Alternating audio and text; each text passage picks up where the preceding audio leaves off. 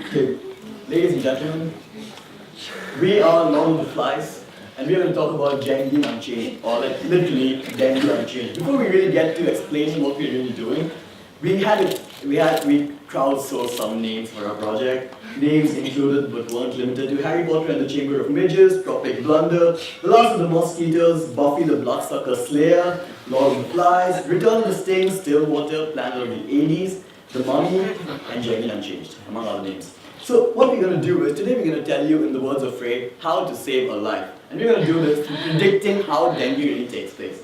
Now, what really happens as of now is that the NEA has a reactive mechanism. When they see a few cases, they go down and try dealing with them, and then do the quarantining and other things that need to be done to prevent dengue from breaking out further.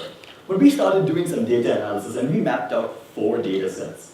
Rainfall score from 3-hour nowcast of old weather data, temperature for 3-day forecast of old weather data, dengue data, dengue prevention from ex-dengue the application, and cleanliness feedback on public cleanliness reports. And the data is staggering. There's a lot of data here, but let's make sense out of this. We see that there's a green peak that we see, and that talks about cleanliness feedback. This is, in the words of Hoobastank, the reason.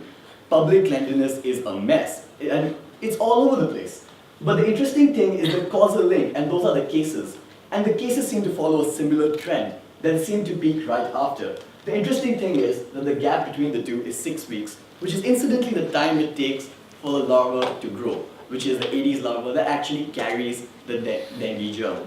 So it's interesting that it's one big factor that contributes to many cases, 19,000 cases this year alone in Singapore.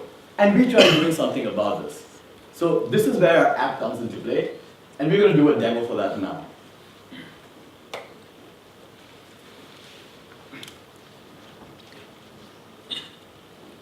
So app does 2 things. We work on predictive analytics to predict where dengue is going to hit, and we work on real-time analytics to show where exactly things would change if we change factors.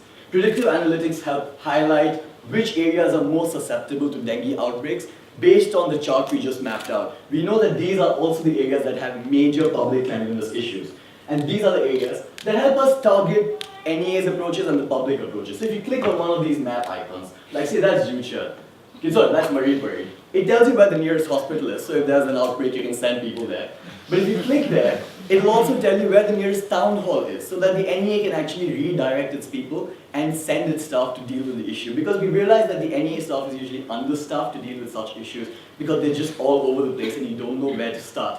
And this app does it for you. We think the future is very bright with this app because we can tie up with StarHub, and we can have an SMS push system that sort of sends out a message when you know that an outbreak is imminent. We can also tie up with existing schemes of educating to just educate people within those regions when the time comes. In the words of Lee Kuan Yew, this is not a game of cards, this is your life and ours. We are Djengue Unchanged. This is our solution. Thank you.